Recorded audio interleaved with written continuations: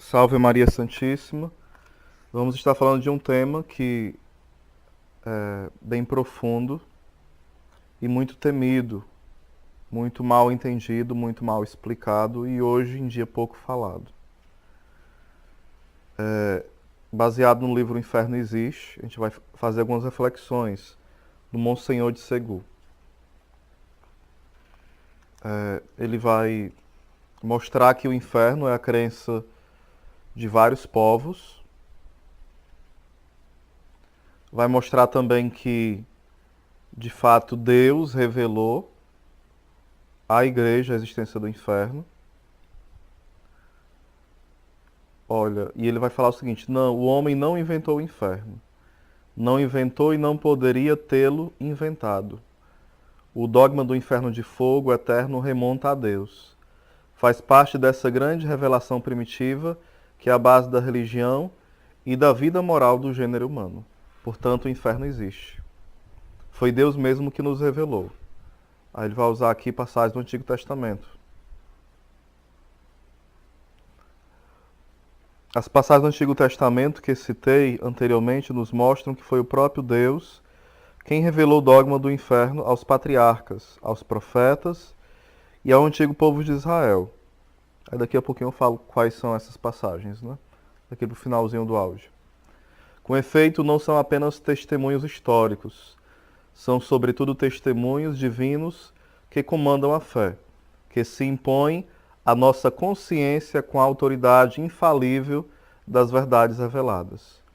Nosso Senhor Jesus Cristo confirmou solenemente essa formidável revelação, pois fala 14 vezes sobre o inferno nos evangelhos. Ou seja, 14 vezes de forma bem explícita, né? E alguns autores falam de 18, com mais 4 de forma implícita. Não nos reportaremos aqui a todas essas palavras, mas veremos apenas as principais. Não esqueçamos que é Deus mesmo quem fala aqui. E ele diz: passarão o céu e a terra, mas não passarão as minhas palavras. Pouco após a sua admirável transfiguração no Monte Tabor, Nosso Senhor disse aos seus discípulos e às pessoas que o seguiam: se tua mão ou o teu pé te escandalizam, corta-o e atira-o para longe de ti. Melhor é que entre mutilado ou manco para a vida, do que tendo duas mãos ou dois pés seres atirado no fogo eterno.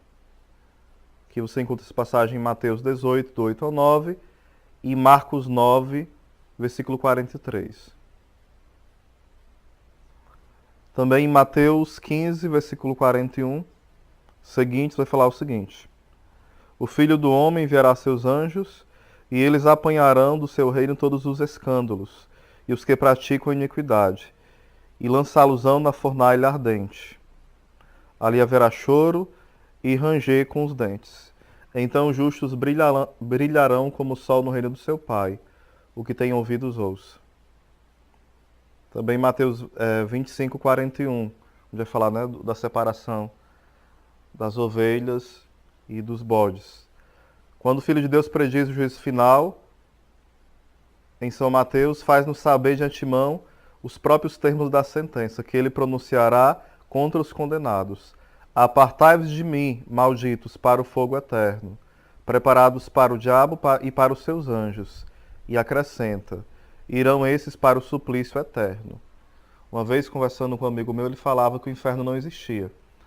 E eu mostrei na Bíblia para ele, porque ele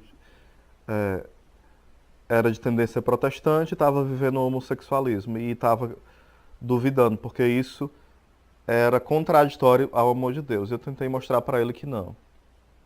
Que o inferno não é que Deus não nos ama, é porque de fato Deus nos deixa livre.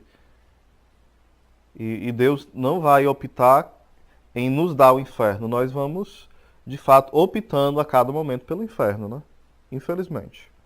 Devemos tomar uma firme decisão pelo céu. Então depois ele viu que na Bíblia falava do inferno, mas ele falou: mas não é eterno. Então eu mostrei essas passagens, mostrando que de fato o inferno não só existe, mas ele é eterno. Pode haver algo mais decisivo?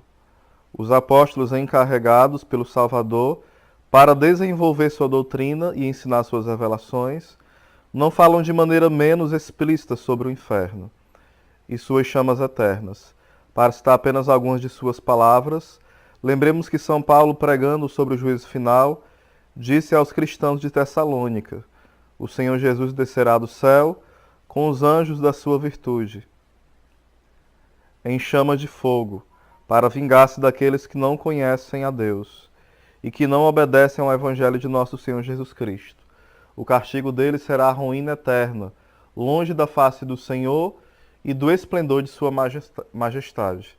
É 2 Tessalonicenses, capítulo 1, do versículo 7 ao versículo 9.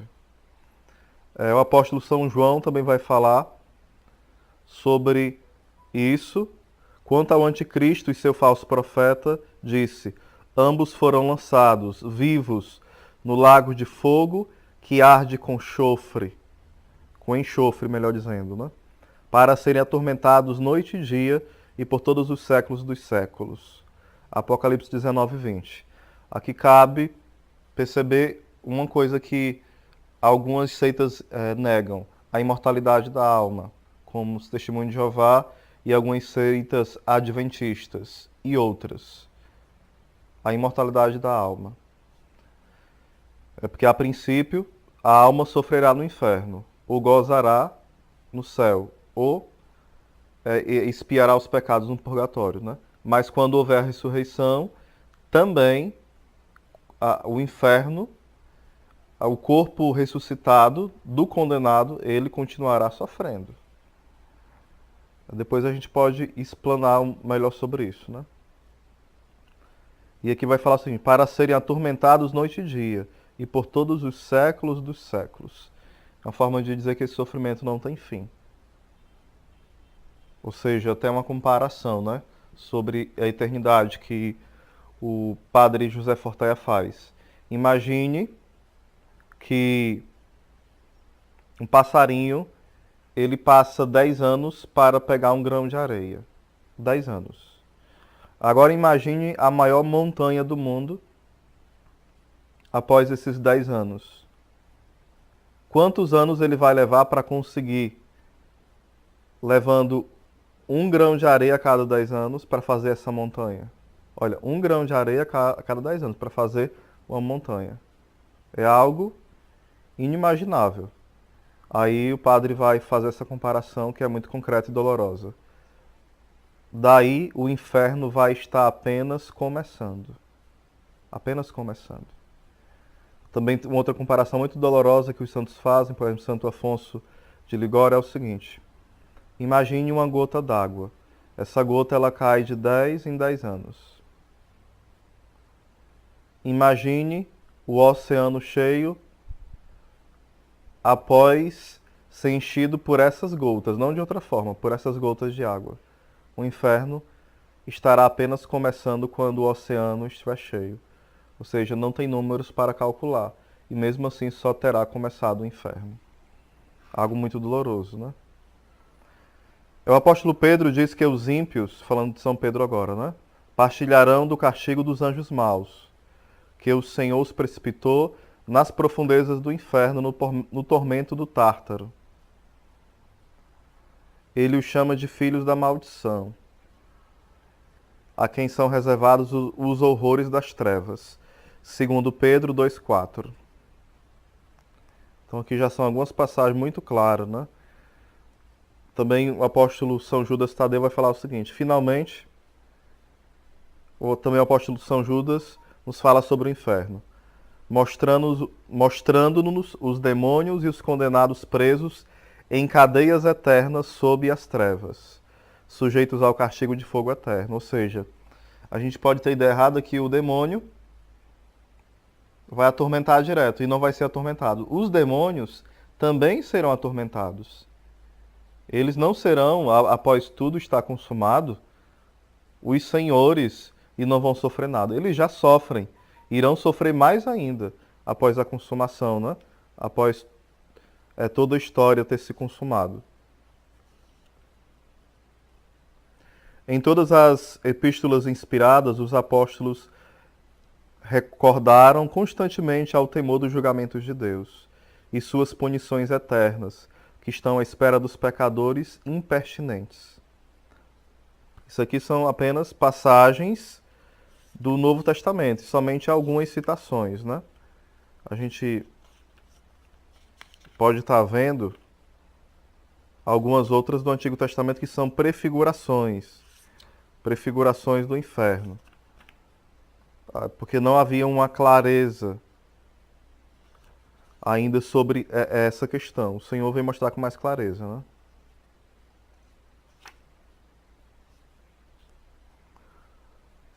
No Antigo Testamento era chamado de Sheol, era uma das formas. Também o nome de Geena era o nome colocado. A gente vai ver a questão desses nomes, né, o significado, o que de fato simboliza esses nomes, para poder entender o que é ranger de dentes, o que é o verme que nunca morre. A gente vai tentar falar um pouco sobre isso também. No caso, Deuteronômio 32, versículo 22. Aqui tudo isso é no livro O Inferno Existe. Vez ou outra eu faço alguma colocação, mas aqui é do livro. No Deuteronômio, o Senhor diz pela boca de Moisés: sim, o fogo da minha ira está ardendo e vai queimar até o mais fundo do inferno. No livro de Jó, igualmente escrito por Moisés, o servo Jó testemunha que os ímpios, cuja vida era repleta de bens, disseram a Deus: afasta-te de nós, pois não nos interessa conhecer os teus caminhos. Quem é o Todo-Poderoso para que o sirvamos? De que nos aproveita que lhe façamos orações? Estes ímpios cairão no inferno. Jó, capítulo 21, versículo 12. Também Jó 10, do 21 ao 22. Vai dar a dimensão aí do Sheol. Ou então Jó, capítulo 7, versículo 9. São algumas passagens, né? Também no 16º capítulo, ou seja, capítulo 16 do livro de Números, os 3 levitas, Coré, Datã e Abiram, que tinham blasfemado contra Deus e haviam se revoltado contra Moisés, foram tragados vivos para o inferno. Eles desceram vivos para o inferno. E o fogo saído do Senhor devorou 250 outros rebeldes. Isso foi escrito por Moisés há mais de 600 anos antes do nascimento de nosso Senhor Jesus Cristo. Ou seja, mais ou menos 3.500 anos atrás. Isso na época que foi escrito esse livro, né? Que dava 3.500 anos. Não é que o livro foi escrito há 3.500 anos, né? No livro de Sabedoria vai falar sobre isso também. Sabedoria 5:14. Eclesiástico 21:10. Seguintes. Isaías 14:11. Isaías 33, versículo 14, Daniel 12, versículo 2. Então aqui algumas passagens muito claras, né? Também Novo Testamento agora, Mateus 3:12. Até os pagãos, né, eles tinham essa noção. A antiguidade pagã também nos legou relatos sobre o inferno, com seus terríveis e infindáveis tormentos. Portanto, sob forma mais ou menos exatas, conforme maior ou menor distância dos povos em relação às tradições primitivas e os ensinamentos dos patriarcas e profetas, sempre nos deparamos com a crença em um inferno de fogo e trevas. Aqui se fala crença porque é o paganismo, né? Então é crença. Mas eles já afirmavam a existência do inferno. Eles chamavam de Tártaro. Assim era o Tártaro, dos gregos e latinos.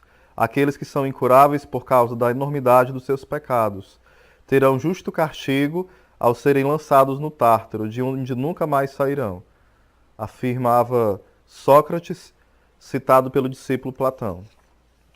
Ou seja, 2 grandes filósofos da antiguidade na Grécia afirmavam isso, né? E Platão vai dizer o seguinte: é preciso da fé às tradições antigas e sagradas, que nos ensinam que a alma é imortal, e também que após esta vida ela será julgada e punida de forma severa, caso não tenha vivido de forma conveniente. Aristóteles, Cícero, Seneca, todos falaram dessas tradições, que se perderam nas bromas do tempo, enquanto Homero e Virgílio cobriram-nas de cores com suas poesias imortais. Ou seja, os filósofos sérios de fato falavam sobre o inferno, né? Vamos aqui, a gente saiu um pouquinho falou um pouquinho do paganismo, o Antigo Testamento, o Novo. Agora vamos um pouquinho um testemunho concreto. Na vida de São Bruno, fundador da Ordem dos Cartuchos, encontra-se um fato estudado com todo critério pelos eruditos bonladistas e perante os exames mais sérios, apresenta todas as características de autenticidade histórica. Aconteceu em Paris em pleno dia e testemunhado por milhares de pessoas. Os detalhes foram recolhidos pelos contemporâneos e a época deu origem a uma ordem religiosa. Em 1082 veio a falecer um célebre doutor da Universidade de Paris, chamado Raymond Diocles, levando consigo a admiração universal e os lamentos de todos os seus alunos. Bruno era um dos maiores eruditos daquele tempo, conhecido por toda a Europa por sua sabedoria, talento e virtudes. Estava em Paris com 4 companheiros e se sentiu no dever de assistir no funeral do ilustre falecido. O corpo do finado professor foi acomodado na grande sala da chancelaria, perto da igreja de Notre-Dame, onde uma imensa multidão velava um suntuoso leito em que, segundo o costume da época, o morto era exposto, coberto apenas com um simples véu. No momento em que deram início ao ofício dos mortos, que começa com a inquirição: respondei-me, quão grandes e numerosas são vossas iniquidades? Era a pergunta indagada ao morto, né? Quais eram as suas numerosas iniquidades? Uma voz sepulcral se produziu debaixo do manto funeral, e todos na assistência entenderam essas palavras. Ou seja, saiu uma voz de onde estava o morto e falava o seguinte: por um julgamento justo de Deus, eu fui acusado. Precipitaram-se em direção ao leito, levantaram a mortalha e o pobre morto estava lá, imóvel, gelado, perfeitamente morto. A cerimônia foi interrompida por alguns instantes, mas não tardou em recomeçar, ainda que todos estivessem amedrontados com o que acabavam de testemunhar. Então retomou-se o ofício e mais uma vez foi perguntado ao defunto sobre os seus crimes. E ele respondeu novamente: por um julgamento justo de Deus, eu fui julgado, caindo de volta ao leito. Foi quando o terror no auditório atingiu seu ápice. Os médicos apressaram-se a examinar o corpo e constataram novamente a morte. O cadáver encontrava-se gelado e rígido. Não havendo quem tivesse coragem de continuar a cerimônia, postergaram-no para o dia seguinte. As autoridades eclesiásticas já não sabiam mais o que fazer. Alguns diziam: é um condenado, indigno das preces da igreja. Outros duvidavam: de fato tudo isto é deveras intrigante, mas não seremos todos acusados. Depois julgados por um julgamento de Deus? O bispo partilhava desta opinião.